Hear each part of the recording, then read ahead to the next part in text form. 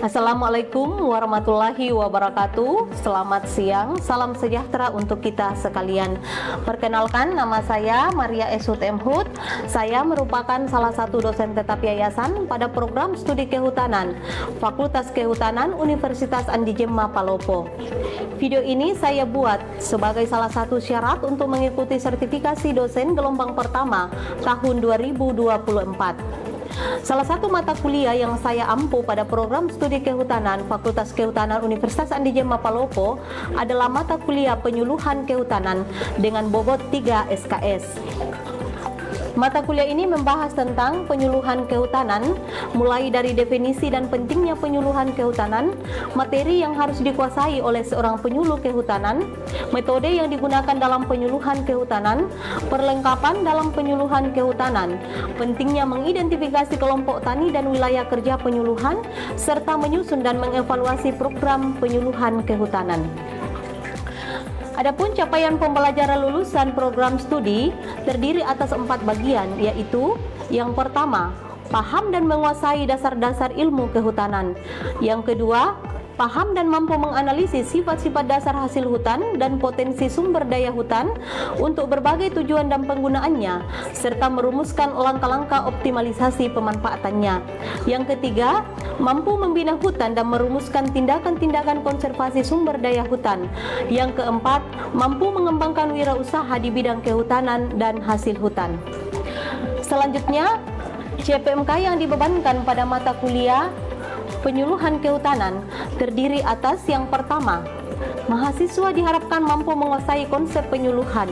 Yang kedua, mahasiswa diharapkan mampu menguasai teknik penyuluhan dan pelayanan publik kehutanan.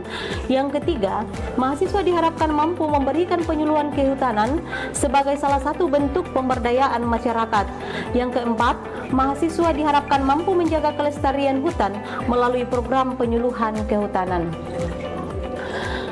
Mata kuliah penyuluhan kehutanan yang saya ampu terdiri dari 16 kali pertemuan yang dilakukan melalui 2 sistem pembelajaran.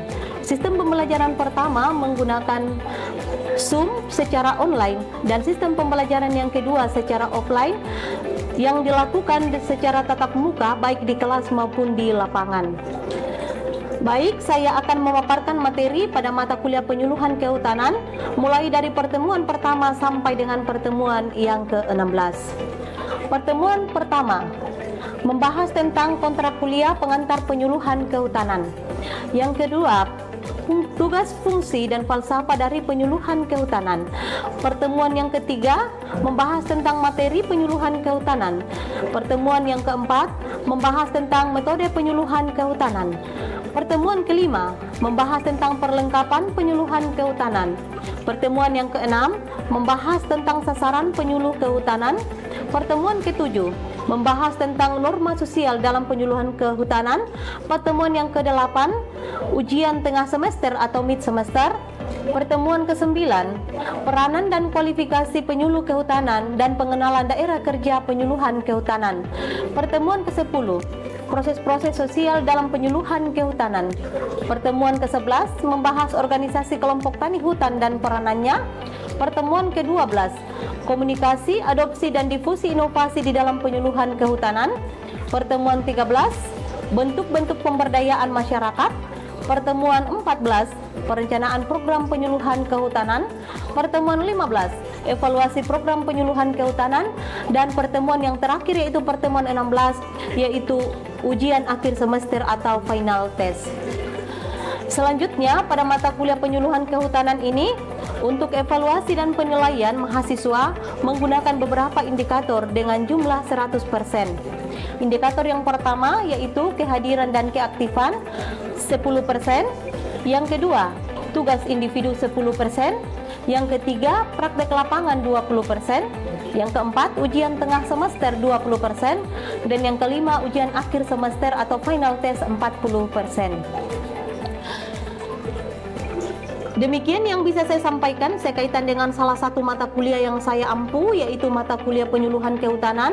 Sekian dan terima kasih. Berikut cuplikan video pembelajaran yang saya lakukan melalui sistem pembelajaran offline atau tatap muka di kelas. Selamat menyaksikan. Oke. Assalamualaikum warahmatullahi wabarakatuh. Selamat siang dan salam sejahtera untuk kita sekalian. Oke, baik. Bagaimana kabarnya semuanya? Sehat? Alhamdulillah. Ya. Hari ini kita akan belajar tentang penyuluhan kehutanan. Ya. Penyuluhan kehutanan. Pernah dengar penyuluhan? Pernah. Kalau sosialisasi pernah dengar? Kira-kira apa yang membedakan penyuluhan dengan sosialisasi? Apa yang membedakan antara penyuluhan dengan sosialisasi? Karena kita saat ini mata kuliahnya adalah penyuluhan kehutanan.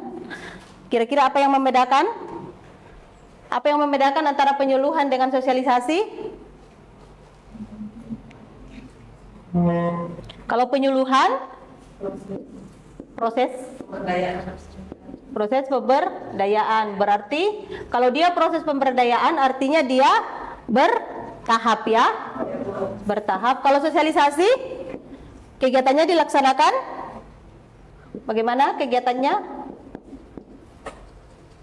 Kegiatannya dilaksanakan hanya satu kali. Jadi antara penyuluhan dengan sosialisasi, penyuluhan itu sudah pasti ada sosialisasinya. Sementara kalau sosialisasi itu tidak digolongkan ke dalam penyuluhan. Nah, untuk penyuluhan kehutanan, ya, apa sebenarnya tujuan diadakannya ini penyuluhan kehutanan? Ya, dalam proses penyuluhan kehutanan ada namanya pemberdayaan, ya, pemberdayaan. Apa ini kata daya? Apa itu daya? Daya artinya kemampuan. Jadi penyuluhan kehutanan dilaksanakan kepada masyarakat yang ada di sekitar hutan, di dalam pengelolaan hutan, agar mereka mampu di dalam mengelola hutan, ya. Nah, apa sebenarnya visi dari kehutanan itu sendiri? Visi kehutanan. Visinya itu adalah lestari dan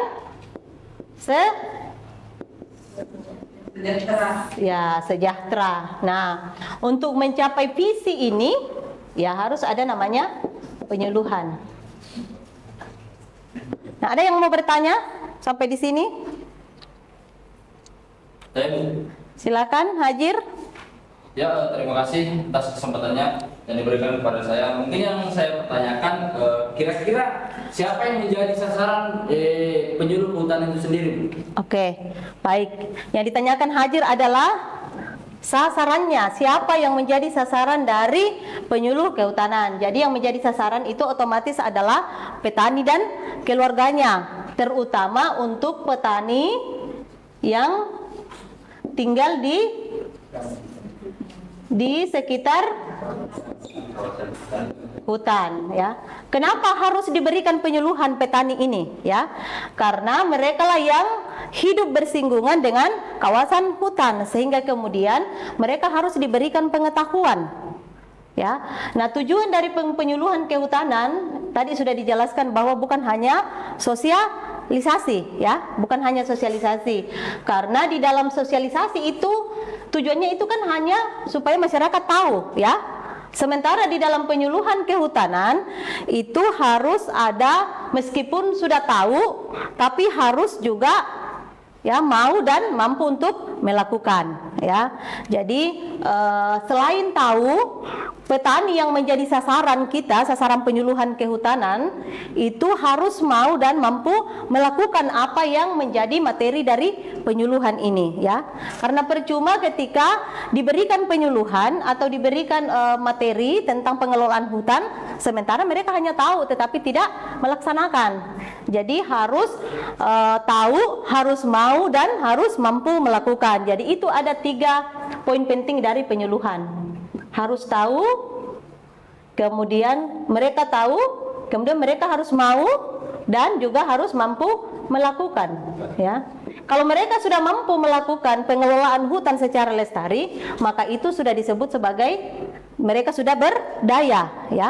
Makanya disebutkan bahwa penyuluhan itu adalah bagian dari proses pemberdayaan, ya. Karena kalau mereka sudah mampu, berarti mereka sudah berdaya. Mereka sudah bisa melakukannya, ya. Mereka sudah bisa mengelola hutan dengan baik, mereka sudah bisa mencapai visi ini lestari dan sejahtera, ya. Oke, ada lagi yang mau bertanya? Oke, silakan Eki. Terima kasih. Saya bertanya sekali lagi. Kalau saya bertanya sini, apa pentingnya penyuluhan kehutanan? Ya, pentingnya penyuluhan kehutanan, ya. Oke.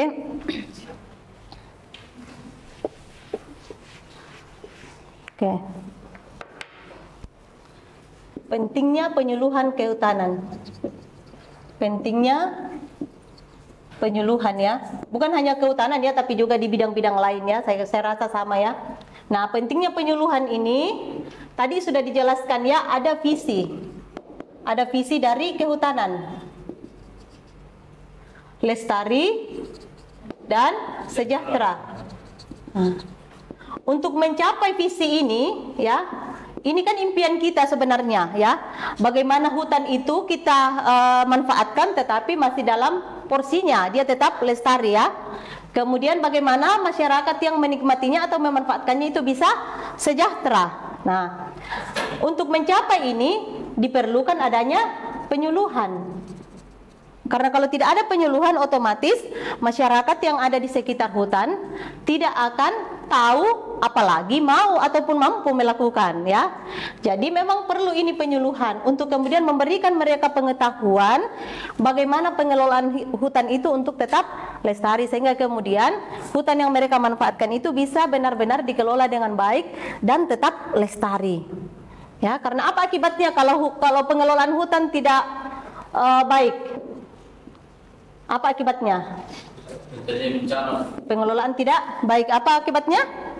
Terjadi bencana, ya. Sekarang itu kita melihat sekarang banyak sekali bencana yang terjadi, meskipun kita tidak bisa mengambil satu keputusan tanpa sebuah penelitian, ya, bahwa itu adalah penyebabnya, tetapi rata-rata bahwa bencana itu terjadi, apalagi namanya banjir bandang, itu adalah akibatnya dari pengelolaan hutan yang tidak terkendali, ya.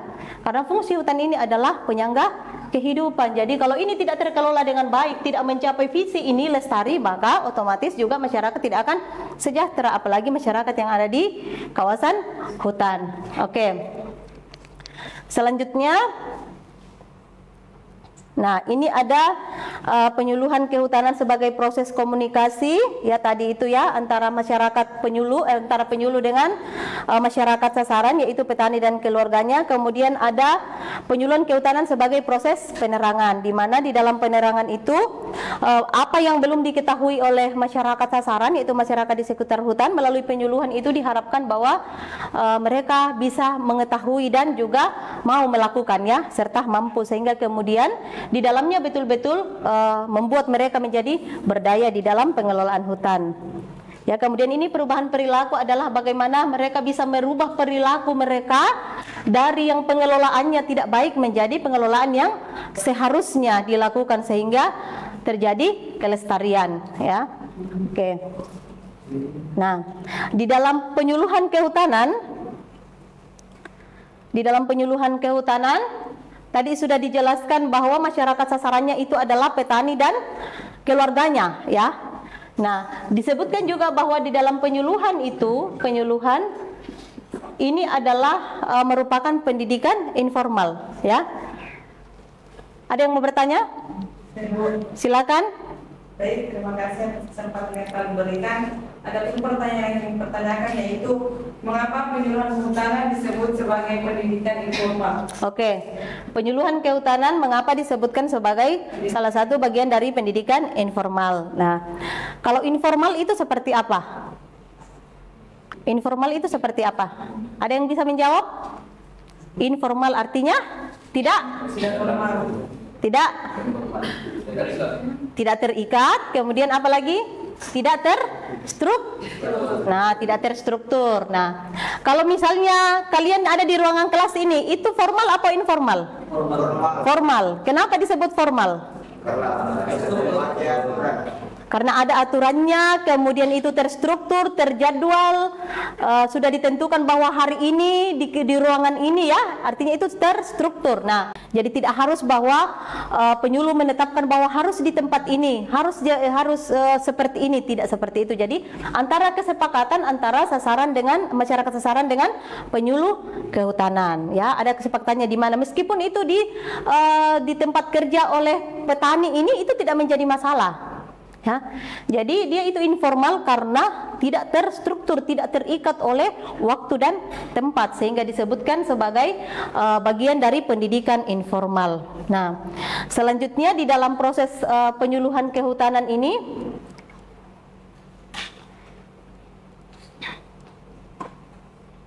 ya ini ada metode yang digunakan ya, ada metode yang digunakan oleh seorang penyuluh kehutanan. Jadi seorang penyuluh kehutanan juga ini tidak serta-merta itu turun ke lapangan tanpa ada pelatihan khusus ya.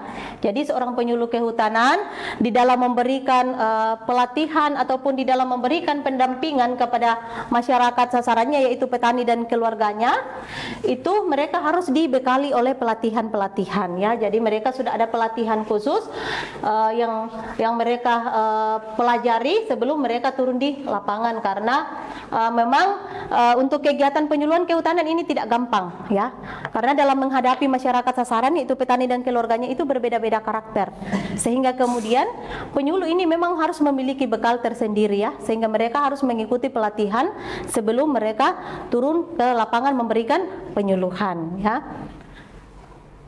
Ada yang mau ditanyakan lagi? Oke, kalau tidak ada lagi yang ingin ditanyakan, kita tutup kuliah hari ini. Terima kasih atas kehadiran kita sekalian, dan silakan untuk mengisi absen di sini ya. Silakan untuk mengisi absen. Ada yang bisa mengambil absennya? Oke. Sekian dan terima kasih. Sampai jumpa minggu depan. Ya, Bu.